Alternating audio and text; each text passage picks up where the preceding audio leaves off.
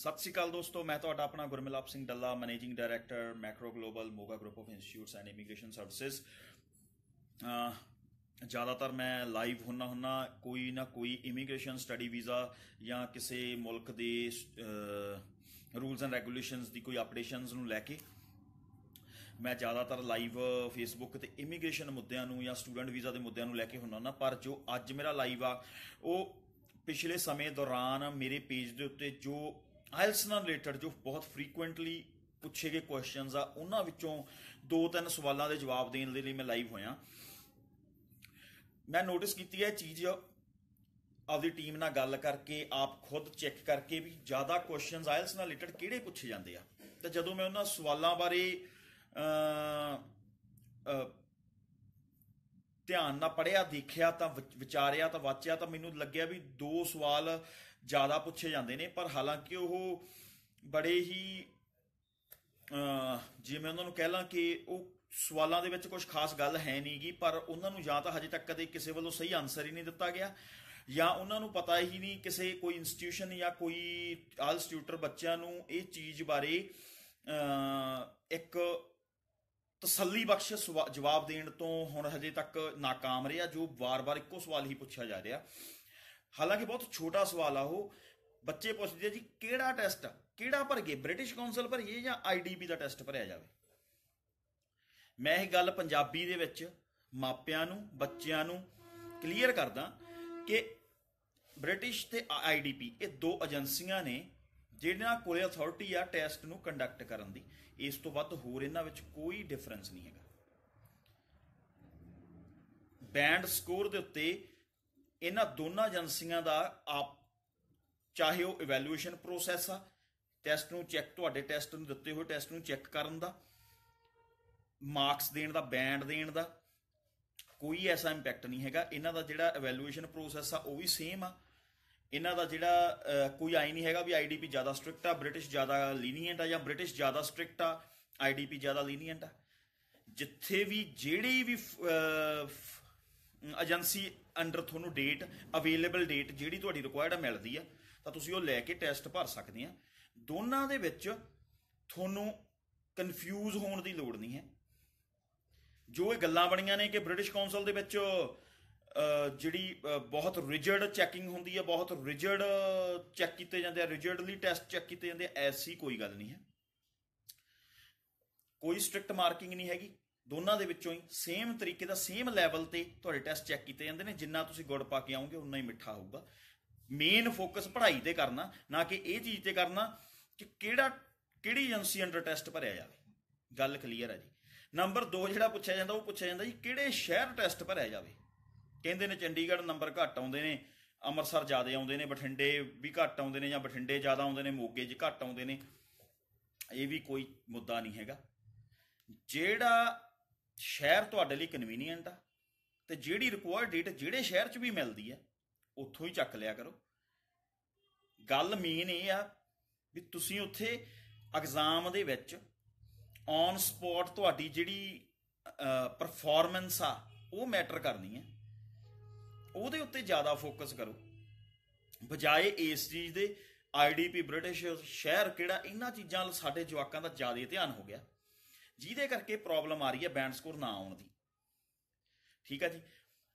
तीसरी चीज़ है जी किन्ने चिर दा कोर्स आ इहदी कोई ड्यूरेशन नहीं हैगी जी। टैक्नीक बेस्ड आ, सिलेबस बेस्ड नहीं हैगा। मैटर ये करता भी थोनों अंग्रेजी किन्नी आउंदी आ। किसी लिए 15 दिन भी बहुत आ, किसी नूं 15 महीने भी लग सकते हैं। मैटर करता तुसीं किहो जी बेसिक एजुकेशन आ, बेसिक क्वालिफिकेशन की है, कित्थों पढ़े आ तुसीं। ये सारियां चीज़ां नूं ध्यान च रखते हुए तुसीं उन्हां चीज़ां दी तैयारी करनी है। तो आपां इस चीज़ के उत्ते खास वर्कआउट करना है कि आपां ध्यान जिहड़ा देना वो पढ़न नाल देना, ना कि शहर सिलेक्ट करन नाल जां आपां इन्हां चीज़ों का ध्यान देना कि किहड़ा IDP भरीए, ब्रिटिश भरीए, जो ब्रिटिश की डेट नहीं मिल रही कोई नहीं वेट कर लो। ऐसी कोई करन दी लोड़ नहीं। इन्हां चीज़ों बिल्कुल ध्यान ना दिओ। मेन फोकस सिर्फ तो सिर्फ तुसीं आपदी पढ़ाई वल करो। जे तुहानूं लगदा है, जे तुहानूं ये चीज़ लगदी है कि मेरे 1 महीने नाल मेरी परफॉर्मेंस सही नहीं हुई, 2 ला लो, 2 च नहीं हुई 3 ला लो। ਇਹਨਾਂ ਚੀਜ਼ਾਂ ਦਾ ਨਹੀਂ ਧਿਆਨ ਦੇਣਾ ਕਿ ਮੇਰੇ ਫਰੈਂਡ ਦੇ ਤਾਂ ਜਾਂ ਮੇਰੇ ਗਵਾਂਢੀ ਦੀ ਤਾਂ 1 ਮਹੀਨਾ ਪੜ੍ਹ ਕੇ ਹੀ 6 ਆ ਗਏ ਸੀ, ਤੇ ਮੇਰੇ ਵੀ 1 ਮਹੀਨਾ ਪੜ੍ਹ ਕੇ ਹੀ 6 ਆਉਣੇ ਚਾਹੀਦੇ ਆ।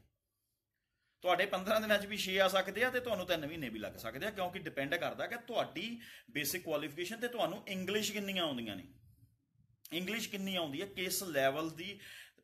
ਲਾਈਕ ਆਪਾਂ ਜੇ ਇਹ ਗੱਲ ਕਰਾਂ ਤਾਂ ਲਿੰਗੁਇਸਟਿਕਲੀ ਤੁਸੀਂ ਕਿੰਨੇ ਸਟਰੋਂਗ ਹੋ। ਸੋ ਆਪਣਾ ਮੇਨ ਫੋਕਸ ਆ ਜਿਹੜਾ ਇੰਗਲਿਸ਼ ਸਿੱਖਣ ਤੇ ਰੱਖਿਓ,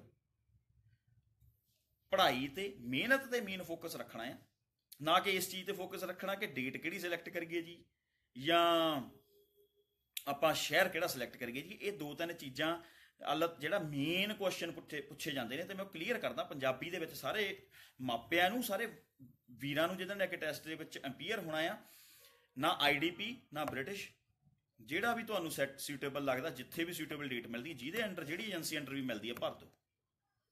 ਤੇ ਜਿਹੜਾ ਮਰਜ਼ੀ ਸ਼ਹਿਰ, ਜਿਹੜਾ ਨੇੜੇ ਸ਼ਹਿਰ, ਉੱਥੇ ਦੀ ਤੁਹਾਨੂੰ ਰਿਕਾਰਡ ਡੇਟ ਮਿਲਦੀ ਹੈ ਤਾਂ ਉਹ ਲੈ ਲਓ, ਡਰਨ ਦੀ ਲੋੜ ਨਹੀਂ। ਕਿਉਂਕਿ ਜੇ ਤੁਸੀਂ ਵਧੀਆ ਲਿਖ ਕੇ ਆਓਗੇ, ਵਧੀਆ ਬੋਲ ਕੇ ਆਓਗੇ ਤੇ ਬੈਂਡ ਸਕੋਰ ਆਉਣਗੇ, ਜਾਂ ਤੁਹਾਡੀ ਤਿਆਰੀ ਕਿਸ ਲੈਵਲ ਦੀ ਆ ਉਹ ਤੇ ਬੈਂਡ ਸਕੋਰ ਆਉਣੇ ਆ। ਉਸ ਚੀਜ਼ ਨੂੰ ਧਿਆਨ 'ਚ ਰੱਖ ਕੇ ਜਾਓ, ਨਾ ਕਿ ਇਸ ਚੀਜ਼ ਨੂੰ ਧਿਆਨ 'ਚ ਰੱਖ ਕੇ ਜਾਓ ਕੋਈ ਸ਼ਹਿਰ ਤੇ ਏਜੰਸੀ ਤੁਹਾਡੇ ਹਿਸਾਬ ਦੇ ਨਾਲ ਬੈਂਡ ਸਕੋਰ ਤੁਹਾਨੂੰ ਵੱਧ ਜਾਣਗੇ। ਜੇ ਇਸ ਤਰੀਕੇ ਨਾਲ ਹੁੰਦਾ ਹੋਵੇ ਤਾਂ ਫਿਰ ਚੇਂਜ ਕਰਕੇ ਭਰੀ ਚੱਲਿਓ, ਬੈਂਡ ਉੱਥੇ ਹੀ ਰਹਿਣਗੇ, ਵਧਣੇ ਨਹੀਂ ਹੈ। ਕਿਉਂਕਿ ਪੜ੍ਹਨ ਨਾਲ ਬੈਂਡ ਆਉਂਦੇ ਨੇ, ਟੈਸਟ ਭਰਨ ਨਾਲ ਬੈਂਡ ਨਹੀਂ ਆਉਂਦੇ। ਟੈਸਟ ਭਾਵੇਂ 10 ਭਰ ਦਿਓ, ਬਦਲ ਕੇ ਭਰ ਲਿਓ, ਜੇ ਪੜ੍ਹੇ ਨਹੀਂ ਤਾਂ ਗੱਲ ਉੱਥੇ ਹੀ ਰਹਿਣੀ ਹੈ। ਰੂਲ ਚੇਂਜ ਹੋ ਜਾਣੇ ਆ ਨਵਦੀਪ ਕੌਰ ਜੀ ਬਹੁਤ ਜਲਦੀ, ਇਹ ਕਨਫਰਮ ਆ ਜੀ, ਰੂਲ ਚੇਂਜ ਹੋ ਜਾਣੇ ਆ। ਐਂਡ 5.5 ਓਵਰਆਲ ਫਾਈਲ ਲੱਗੀ ਆ ਕੈਨੇਡਾ ਸੈਂਟੇਨੀਅਲ, ਕੀ ਬਣੂ ਹੁਣ? ਫਾਈਲ ਜੇ ਲੱਗੀ ਹੋਈ ਹੈ ਜੀ, ਜੇ ਐਮਬੈਸੀ ਦੇ ਵਿੱਚ ਫਾਈਲ ਲੱਗ ਚੁੱਕੀ ਆ ਤਾਂ ਤੁਹਾਡਾ ਜਿਹੜਾ ਕੇਸ ਅੰਡਰ SPP ਹੀ ਡੀਲ ਹੋਊਗਾ, ਜਿੰਨਾ ਚਿਰ ਅਫੀਸ਼ੀਅਲ ਅਨਾਊਂਸਮੈਂਟ ਨਹੀਂ ਆਉਂਦੀ। ਅਫੀਸ਼ੀਅਲ ਅਨਾਊਂਸਮੈਂਟ ਤੋਂ ਬਾਅਦ ਵਾਲੇ ਕੇਸ SDS 'ਚ ਲੱਗਣਗੇ, ਉਦੋਂ ਪਹਿਲਾਂ ਵਾਲੇ SPP 'ਚ ਲੱਗਣਗੇ ਜੀ। ਹਰਸਿਮਰਨ ਜੀ ਹਜੇ ਅਫੀਸ਼ੀਅਲ ਅਨਾਊਂਸਮੈਂਟ ਨਹੀਂ ਹੋਈ, ਪਰ ਹੋ ਵੀ ਚੁੱਕੀ ਆ। ਤੁਸੀਂ ਲਾ ਕੇ ਚੱਲੋ ਵੀ 6 ਈਚ ਦੀ ਰਿਕੁਆਇਰਮੈਂਟ ਹੋ ਗਈ ਆ, ਤੁਸੀਂ 6 ਈਚ ਲਈ ਹੀ ਪੜ੍ਹੋ। ਮੈਂ ਹਰੇਕ ਵਿਦਿਆਰਥੀ ਨੂੰ ਕਹੂੰਗਾ, ਹਰੇਕ ਸਟੂਡੈਂਟ ਨੂੰ ਕਹੂੰਗਾ ਜਿਨ੍ਹਾਂ ਨੇ ਕੈਨੇਡਾ ਦਾ ਸਟੂਡੈਂਟ ਵੀਜ਼ਾ ਲਾਉਣਾ, 6 ਈਚ 65% ਤੋਂ ਅਬਵ ਨੰਬਰ ਲੈ ਕੇ ਪਾਸ ਹੋਵੋ, ਤਾਂ ਆਪਾਂ ਵਧੀਆ ਤਰੀਕੇ ਨਾਲ ਕੇਸ ਅਪਲਾਈ ਕਰ ਸਕਦੇ ਹਾਂ।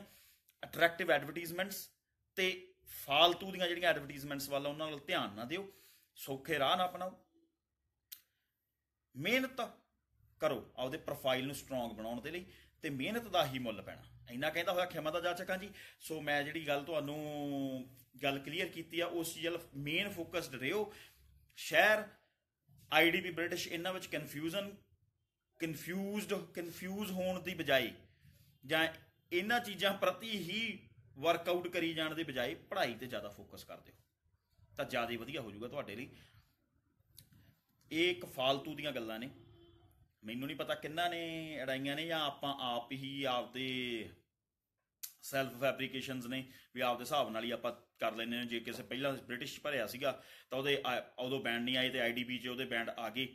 ਉਹ ਕਾਰਨ ਉਹ ਪੜ੍ਹ ਲਿਆ ਹੋਊਗਾ, ਉਹ ਵਿਦਿਆਰਥੀ, ਉਹ ਸਟੂਡੈਂਟ ਪੜ੍ਹਿਆ ਹੋਊਗਾ, ਉਹਦੇ ਕਰਕੇ ਉਹਦੇ ਚੇਂਜ ਕਰਨ ਦੇ ਨਾਲ ਬੈਂਡ ਆ ਗਏ ਹੋਣਗੇ, ਨਾ ਕਿ ਸਿਰਫ ਇਕੱਲਾ ਬ੍ਰਿਟਿਸ਼ ਤੋਂ ਮੂਵ ਹੋ ਕੇ IDP 'ਚ ਜਾਣ ਕਰਕੇ ਉਹਦੇ ਬੈਂਡ ਆ ਗਏ ਹੋਣਗੇ। ਐਸੀ ਗੱਲ ਕੋਈ ਨਹੀਂ ਹੈਗੀ। ਦੋਨੇ ਏਜੰਸੀਆਂ ਸੇਮ ਹੀ ਆ, ਸੇਮ ਹੀ ਟੈਸਟ ਆਉਂਦਾ, ਸੇਮ ਹੀ ਪ੍ਰੋਸੈਸ ਆ, ਸਾਰਾ ਕੁਝ ਸੇਮ ਆ। ਇਸ ਲਈ ਇਹਨਾਂ ਚੀਜ਼ਾਂ ਪ੍ਰਤੀ ਕਨਫਿਊਜ਼ਨ 'ਚ ਨਹੀਂ ਰਹਿਣਾ।